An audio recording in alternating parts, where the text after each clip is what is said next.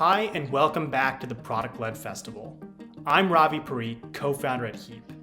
As a sponsor of the festival, Heap is thrilled to help product companies in all industries use data and metrics to make better decisions, to increase product market fit, and most importantly, to better serve the needs of your users. We encourage you to join the Product-Led Alliance Slack group, where we'll host Q&A with speakers from the festival and meet to discuss product issues that are most important to you. We at Heap hope you enjoy the next speaker, and please stay tuned to the rest of the festival. Hi, why don't we get started? My name is Sergey Sundakovsky. I'm a Chief Operating Officer and Chief Technology Officer for a brand management company called Jamiac. In this presentation, we're going to cover 5 tips for working remotely. A little bit of background information on myself. I've been building companies in various capacities for the last 20 years, Chief Product Officer, Chief Technology Officer, Chief Operating Officer. And 15 out of those 20 years, I've been building teams either 100% in a remote fashion or in a hybrid fashion, combination of the local and remote resources. And I have some tips I'd like to share with you. In this presentation, we're going to cover deliberate communication, taking directed action, establishing meeting rules that I found useful in various organizations, keeping to a schedule, and picking appropriate tools to manage the teams. I thought I'd start this presentation with what my kids call a dad joke. It's not really funny, but it amply illustrates the point that I'm trying to make. A patient is asking the doctor, "Am I going to be able to play a piano after the operation?" And doctor says, I don't see why not. And patient says, well, that's pretty strange because I couldn't before. Hopefully that joke illustrates the point that I'm trying to make in terms of the process.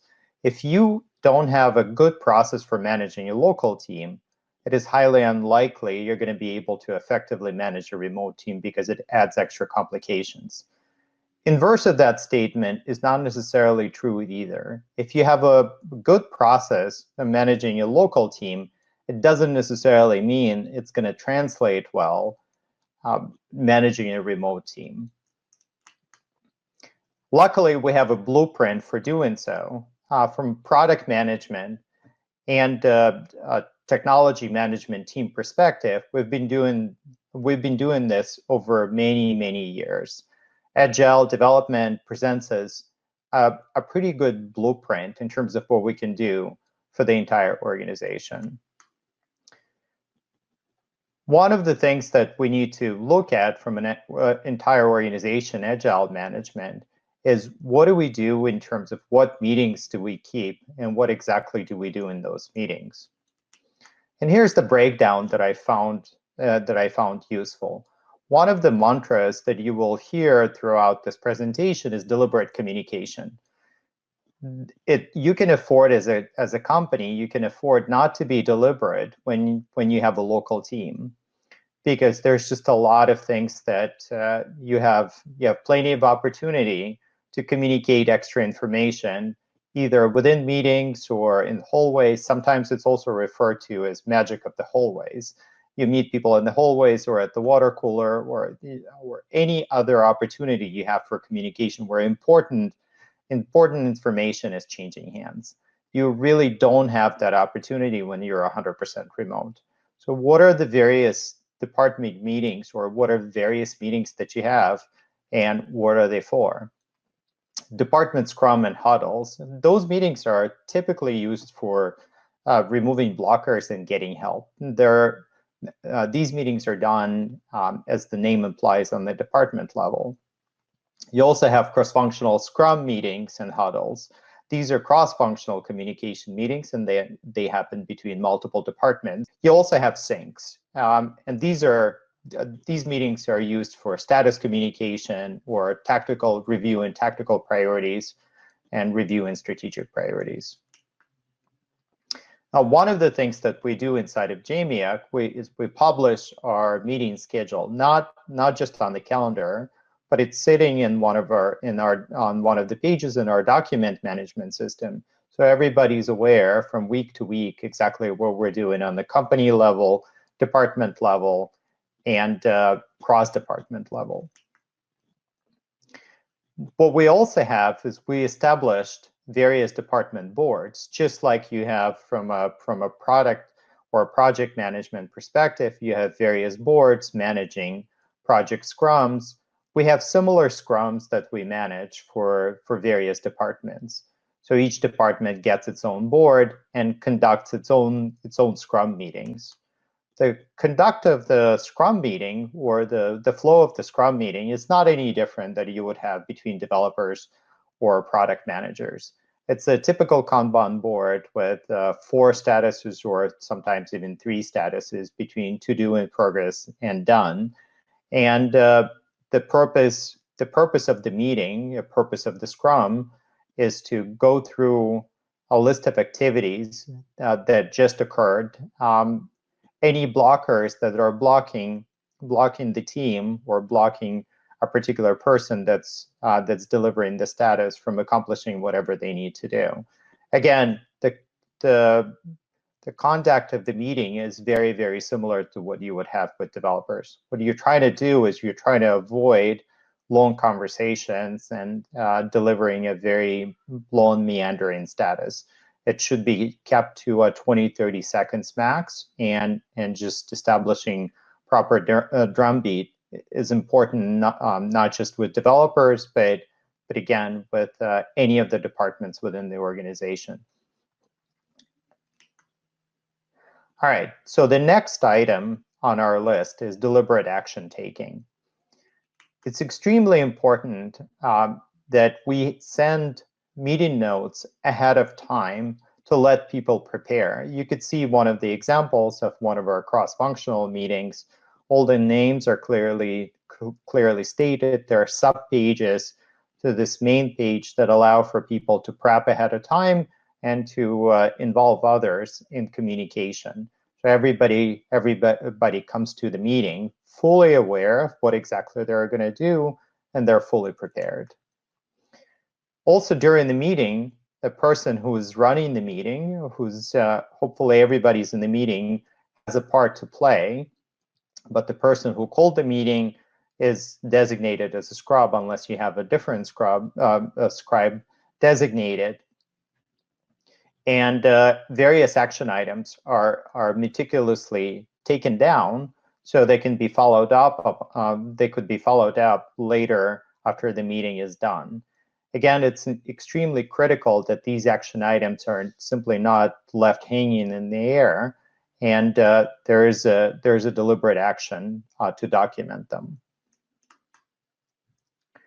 Now, here are some of the meeting rules that we have established in the company. You could have different rules, or you could have many more, but I feel that these ones are pretty important. One that I already mentioned is being prepared. If you're coming to a meeting, you have an active participatory role. You're not just there to receive information, but you're also there to give information. Being on time is really, really critical. It's very easy to keep attendance or get everybody aligned and start the meeting on time when you're on premises. But when you're off, when you're doing it 100% remotely, it's not always easy to get people to show up and start the meeting on time, but it's very critical that you do that. Another point, which I already have mentioned, is try to avoid what I call rabbit holes. It's basically long, meandering discussions about a particular topic that might derail the entire meeting, and it's much better handled as a breakout. And scheduling the breakouts is also really important, that it happens right after the meeting, right? When everybody's mind is fresh in terms of what was discussed, no additional context is needed.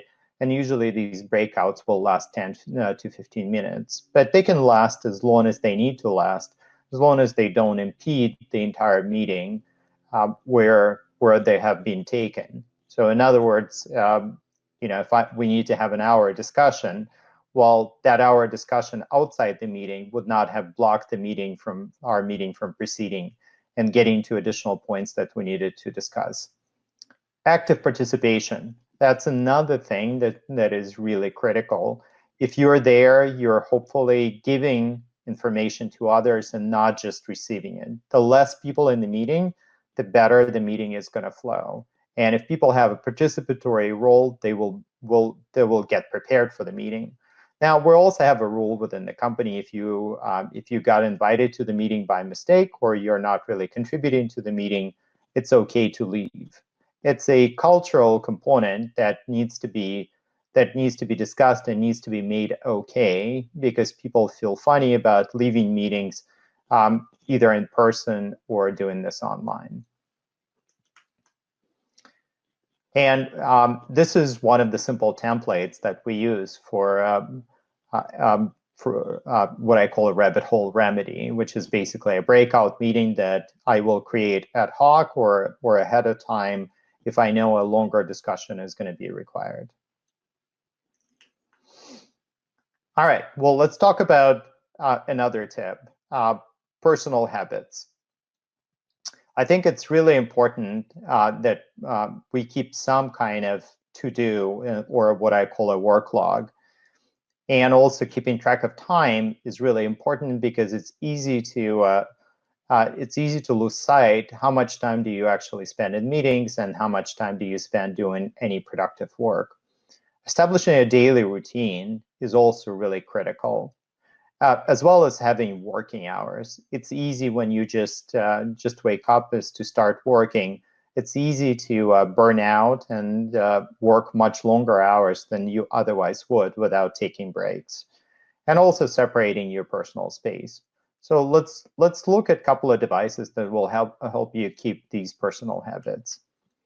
Again, I don't use anything complicated. I have a page in Confluence that I keep, and I call it a log, and just a list of items that I need to accomplish today. I don't go beyond a single day. It just allows for me to keep these items pretty brief and check them off as I do them. Also, we talked about establishing a daily routine. Just because you're not getting up to go to work, it still doesn't mean that you shouldn't get up at a particular time, and just follow through your morning routine, and throughout the day keeping to the same stages. That both sets up your mind and your body to be productive, and it gives a signal to your brain that it's working time, and there's a particular drum beat to your day. It's important both from a productivity perspective and the mental state perspective. Separating your personal space is really important. Now, not every one of us is set up in such a way that we could easily do that. We all remember BBC reported it was delivering a briefing on Middle Eastern affairs, where he had kids just open the room and walk in. Obviously, when you have toddlers, it's going to be very difficult to control them. But letting everybody know that you're going to be working, and even though you're at home, it doesn't mean you're not working, is very critical, and establishing working hours and expectations with your family. This is also a useful device that I found for time tracking. You can use anything from a stopwatch to something as complicated as this, where you could basically draw activities and synchronize them to your mobile device. And when you're performing a particular activity, you flip it to the side that states what that activity is. It will allow for you to very easily keep track of how much time you're spending on meetings, phone calls, and doing any other work. I found it pretty useful. All right, well, let's talk about the tools. There's a set of tools that could be very useful when you're working remotely. And these tools are organizational chats, document management, project management, and video conferencing. Within JMIAC, we use Slack. I assume just like many other organizations, but there is lots of different choices. Slack is not the only one. We just found Slack to be useful, and we stuck to it. But there's definitely plenty of choices that you can pick from. Also, document management. Throughout the presentation, I've been showing you screenshots of actual meetings that we held within the company and the pages that I and others create in order to support it. These pages are done out of Confluence, and they're easily created and collaborated. Now, for your document management, you can also use there's plenty of options on the market. These are just a few. There's dozens and dozens of tools. I used at least half of these, and I found Atlassian tools and Confluence in particular to be pretty useful. Again, some of the screen grabs you've been seeing, they're also out of Jira, which is a project management for the Atlassian suite. And just like for document management, there's plenty of choices for project management, and here are some of them. Again, I used a lot of these tools, and I found that the Jira is pretty useful and stacks up pretty highly against some of these tools. But again, the choice is yours. Whatever you're comfortable with, just pick that, and you could use it for your organization.